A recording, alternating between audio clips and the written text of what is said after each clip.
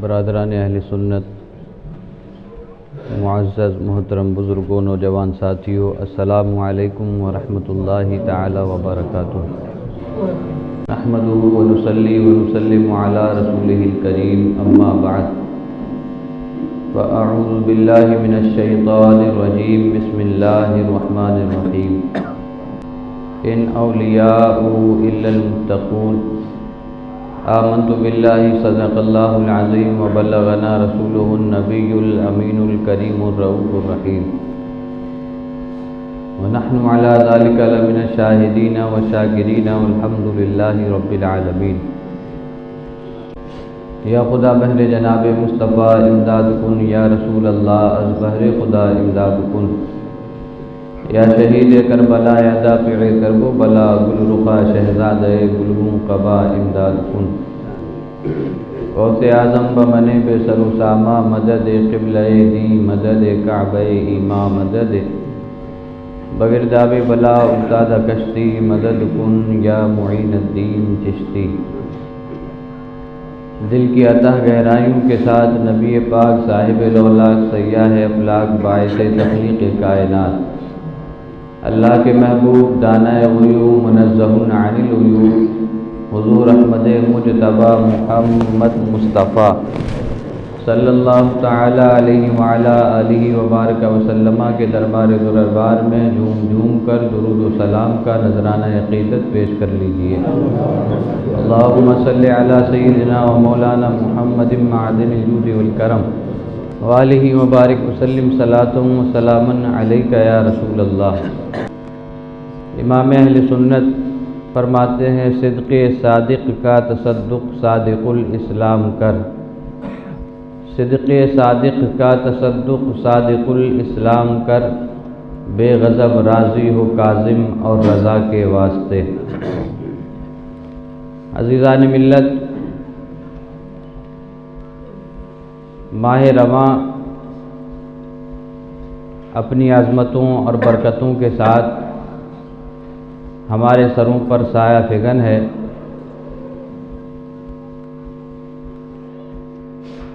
یہ مہینہ بہت ہی عظمتوں اور برکتوں کو اپنے دامن میں لیے ہوئے ہے۔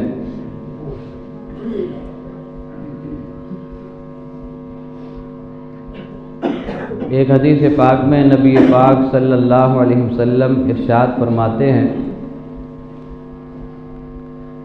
کہ رجب المرجب اللہ کا مہینہ ہے، شعبان میرا مہینہ ہے، اور رمضان میری امت کا مہینہ ہے۔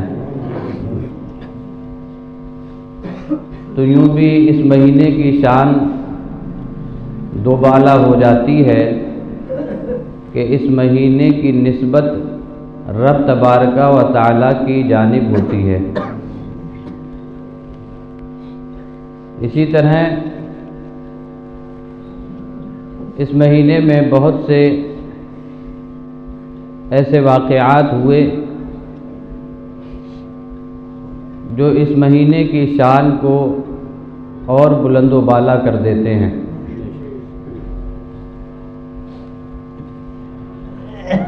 اس مہینے کے اندر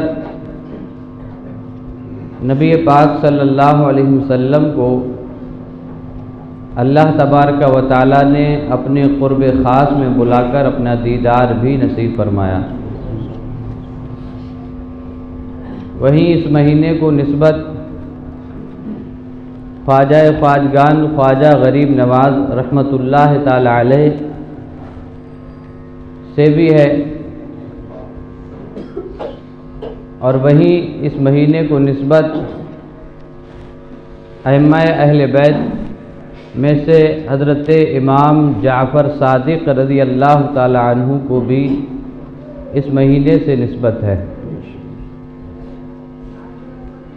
اسی مہینے کی 15 تاریخ میں حضرت سیدنا امام الصادقین سید المتقین امام جعفر صادق رضی اللہ تعالی عنہ کا وصال ہوا، اور سیدنا امام جعفر صادق رضی اللہ تعالی عنہ اپنے وقت کے بہت بڑے امام اور بہت بڑے فقیہ اور بہت بڑے محدث ہیں۔ امام الصادقین سید المتقین سیدنا امام جعفر صادق رضی اللہ تعالیٰ عنہ، آپ اللہ کے ولی اور 12 اماموں میں سے چھٹے امام ہیں۔ حضرت امام جعفر صادق رضی اللہ تعالیٰ عنہ کا نام نامی اسم گرامی جعفر ہے، کنیت ابو عبداللہ ہے، اور ایک روایت کے مطابق آپ کی کنیت ابو اسماعیل ہے، اور آپ کے القاب صادق، فاضل، طاہر وغیرہ ہیں۔ حضرت سیدنا امام جعفر صادق رضی اللہ تعالیٰ عنہ علم کے میدان میں بھی اپنی مثال خود ہے، کیونکہ سیدنا امام جعفر صادق رضی اللہ تعالیٰ عنہ کے شاگردوں میں وہ بڑے بڑے نام آتے ہیں کہ جن کی تقلید کی جاتی ہے، ایسے شاگرد آپ کے طلباء کی فہرست میں شامل ہیں۔ ائمہ اربعہ میں سے سیدنا امام اعظم ابو حنیفہ اور سیدنا امام مالک رضی اللہ تعالی عنہ، یہ دو حضرات سیدنا امام جعفر صادق رضی اللہ تعالی عنہ کے شاگردوں میں ہیں۔ سیدنا امام مالک رضی اللہ تعالی عنہ فرماتے ہیں کہ میں نے بہت عرصے تک حضرت امام جعفر صادق رضی اللہ تعالیٰ عنہ کی جوتیاں سیدھی کی ہیں، تب جا کر کہ اللہ نے مجھے یہ مقام عطا فرمایا ہے۔ اور سیدنا امام اعظم رضی اللہ تعالیٰ عنہ سے پوچھا گیا کہ آپ کی عمر کتنی ہے؟ تو آپ فرمانے لگے میری عمر 2 سال ہے۔ تو پوچھنے والے کو حیرت ہوئی کہ آپ کی عمر 2 سال تو نہیں ہو سکتی، آپ کے چہرے پہ ماشاءاللہ داڑھی بھی ہے اور بزرگی کے آثار بھی نمودار ہیں، پھر 2 سال عمر کیسے ہو سکتی ہے؟ تو حضرت امام اعظم رحمۃ اللہ تعالی علیہ فرماتے ہیں کہ یہ 2 سال میری عمر وہ ہے جو میں نے سیدنا امام جعفر صادق رضی اللہ تعالی عنہ کی شاگردگی میں گزارے ہیں۔ پھر فرماتے ہیں لولا السنتان لہلک النعمان، اگر وہ 2 سال مجھے میسر نہ آتے تو نعمان ہلاک ہو چکا ہوتا۔ آپ اندازہ کر سکتے ہیں کہ سیدنا امام اعظم رحمۃ اللہ تعالی علیہ جیسی شخصیت جب یہ بات کرے کہ اگر 2 سال مجھے امام جعفر رضی اللہ تعالی عنہ کی شاگردگی نصیب نہ ہوتی تو میں ہلاک ہو چکا ہوتا۔ یعنی امام جعفر صادق رضی اللہ تعالی عنہ وہ ذات ہیں کہ جن کی جوتیاں سیدھی کر کر کے اللہ نے ایسے مقام و منصب اور مناصب و مراتب عطا فرمائے کہ آج لوگ انہیں امام اعظم کے نام سے جانتے ہیں۔ آج لوگ ان کی تقلید کرتے ہیں، لوگ ان کے مسائل پر چلتے ہیں، ان کے اجتہادانہ مسائل جو انہوں نے اپنی کتابوں میں لکھے آج اس کو اکثریت فالو کر رہی ہے۔ سیدنا امام جعفر صادق رضی اللہ تعالی عنہ آپ کے والد محترم سیدنا امام باقر رضی اللہ تعالی عنہ ہیں، اور دادا حضرت علی یعنی زین العابدین رضی اللہ تعالی عنہ ہیں، جو بیٹے ہیں سیدنا امام حسین رضی اللہ تعالی عنہ کے۔ یوں آپ اپنے والد کی طرف سے امام حسین رضی اللہ تعالی عنہ سے جا ملتے ہیں۔ آپ کی والدہ محترمہ سیدہ ام فروہ رضی اللہ تعالی عنہ حضور صلی اللہ علیہ وسلم کی نسل پاک سے حضرت امام جعفر صادق رضی اللہ تعالی عنہ پیدا ہوئے، اور وہ نسل پاک جس کے بارے میں امام نے کہا تیری نسل پاک میں ہے بچہ بچہ نور کا، تو ہے عین نور، تیرا سب گھرانہ نور کا۔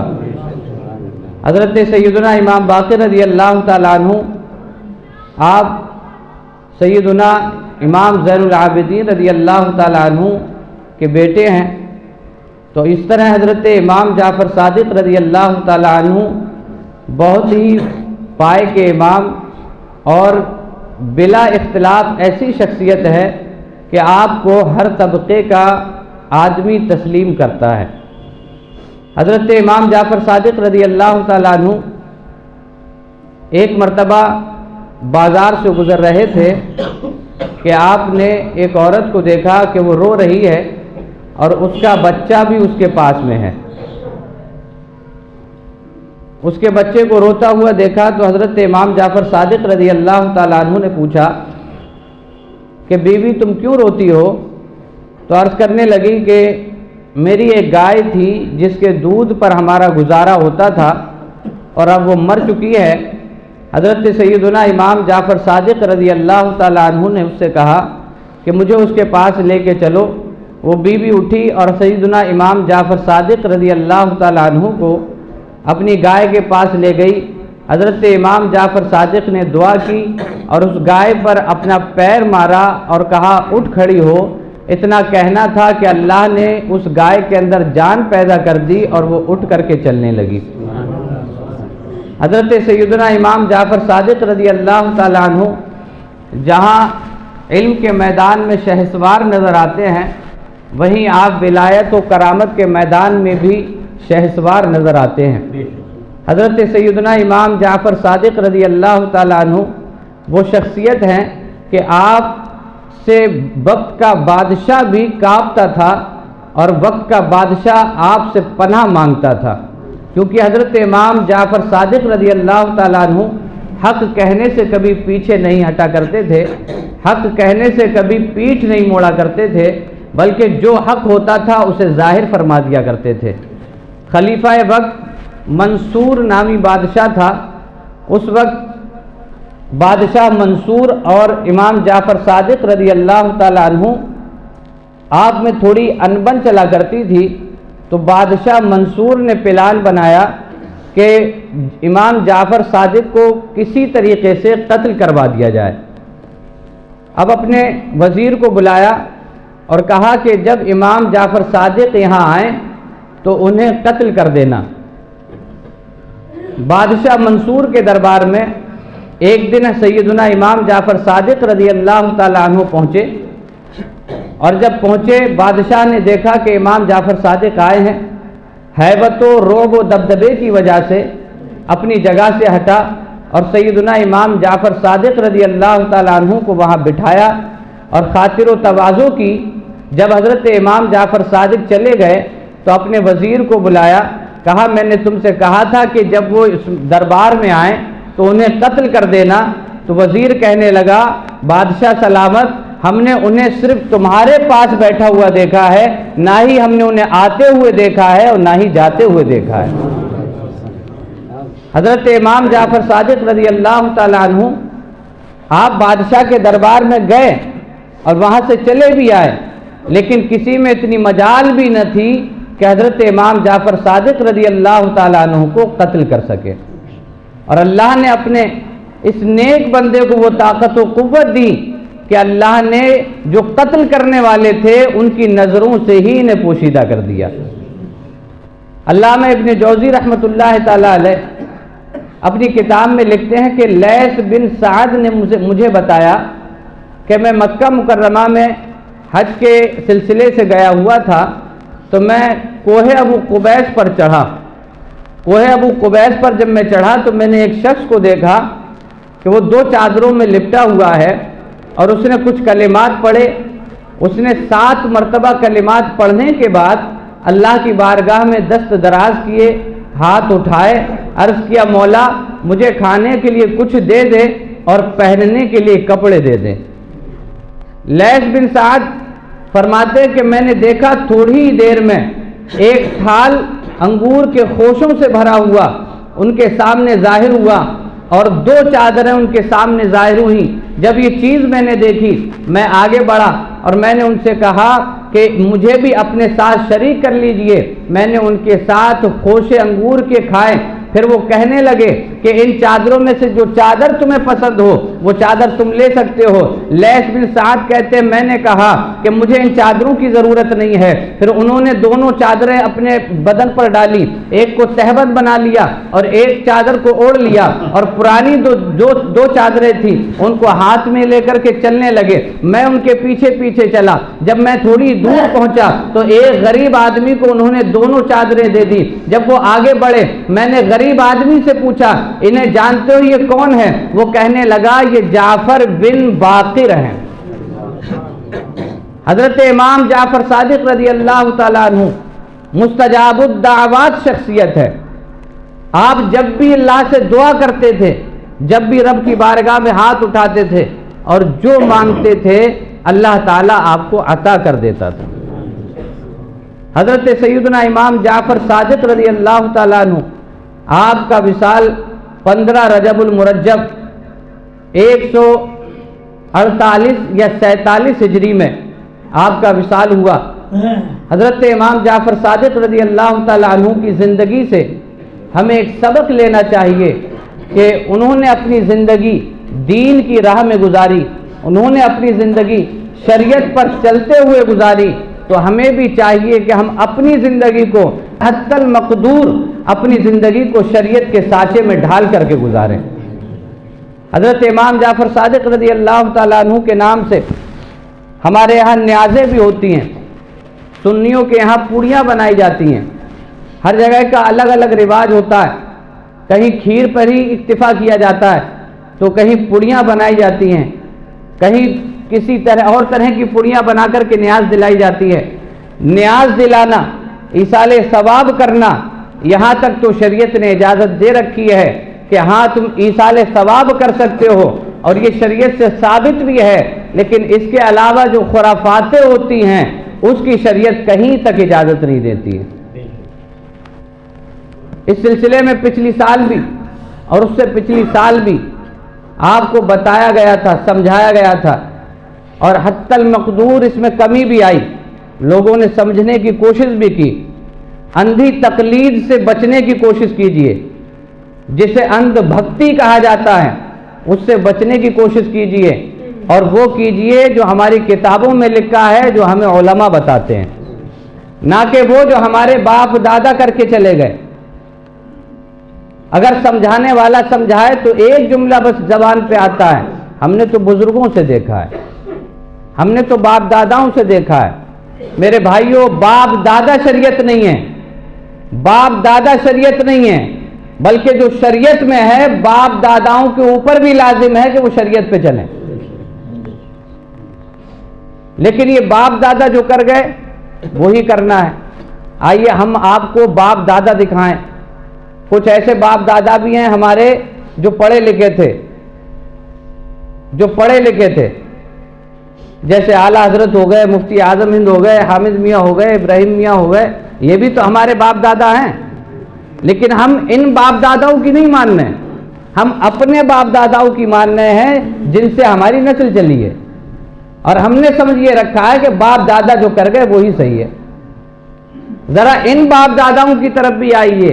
یہ باپ دادا تو ایسے باپ دادا ہیں، یہ خود بھی بخشے ہوئے ہیں اور ان کی جو اتباع کرے گا اسے بھی بخشوا دیں گے۔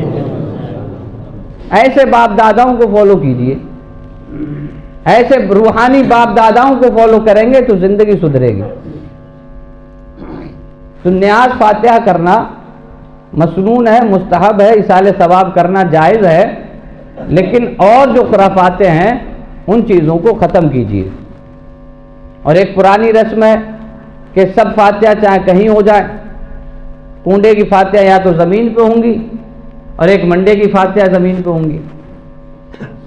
یہ بات بھی سمجھ میں نہیں آتی ہے کہ اور کتنی فاتحہ کیوں نہ ہو، سب فاتحہ چارپائی پہ ہو جائیں گی، تخت پہ ہو جائیں گی، لیکن جب منڈے کی فاتحہ کی باری آئے گی یا کنڈے کی فاتحہ کی باری آئے گی تو وہ زمین کو صاف کر کے وہی فاتحہ دلائی جائے گی۔ تو ہمیں یہ چیزیں سوچنی چاہیے کہ ہمیں کیا کرنا ہے اور کیا نہیں کرنا ہے۔ کرنا وہ ہے جو اللہ اور رسول نے بتایا ہے، اور نہیں کرنا وہ ہے جو اللہ اور رسول نے منع کر دیا ہے، کیونکہ ہمارا آئیڈیل حضور کی ذات ہے، رسول اللہ صلی اللہ علیہ وسلم نے جو فرمایا ہمیں کرنا ہے، اور جس پہ حضور نے منع کی مہر لگا دی تو ہمیں اسے ہرگز نہیں کرنا ہے۔ اسی میں زندگی کی بھلائی ہے، اور اسی میں دنیا کی کامیابی ہے، اور اسی میں آخرت کی کامیابی ہے۔ اللہ تعالی ہمیں عمل کی توفیق دے۔ السلام علیکم ورحمۃ اللہ۔